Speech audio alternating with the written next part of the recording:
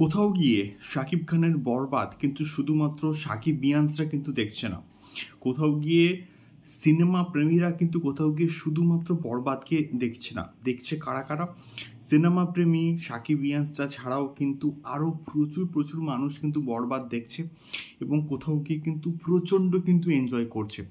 So hello guys, আমি Dipen, welcome back to my channel. So এখন আমি এই ভিডিওর মধ্যে যে বিষয়টাকে নিয়ে কথা বলতে এসেছি, দারুণ লাগলো বিষয়টা, এবং গতকাল রাতেই আমি কিন্তু এই পার্টিকুলার বিষয়টা আমার কিন্তু চোখের সামনে এসছে যে বাংলাদেশের যে ক্রিকেট টিম, সেই cricket team grand Sylhet movie থিয়েটারে কিন্তু বরবাদ দেখেছে, শাকিব খানের বরবাদ, এবং সবাই কিন্তু এনজয় করেছে। এবং তার কোথাও গিয়ে একটা স্টিল ফটো, পুরো গ্রুপ যে দেখেছে সেই একটা স্টিল ফটো কিন্তু আমাদের সামনে এসছে, এবং যেখানে আমরা প্রত্যেককেই কিন্তু মোটামুটি দেখতে পাচ্ছি। এবং সম্ভবত জিম্বাবুয়ের একটা ট্যুর আছে, এবং সেই ট্যুরে যাওয়ার আগে মেগাস্টারকে দেখে তারা কিন্তু ট্যুরে যাবে।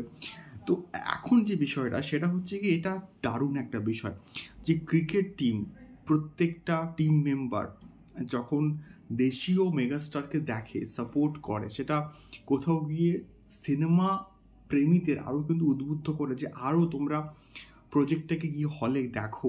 এই রকম প্রজেক্ট খুবই কিন্তু কম তৈরি হয়, মানে এইরকম প্রজেক্ট পাস্টে, ইতিহাসে কিন্তু বাংলাদেশে এর আগে কখনো হয়নি, যেটা কোথাও গিয়ে কিন্তু বরবাদের ক্ষেত্রে কিন্তু কোথাও গিয়ে হয়েছে।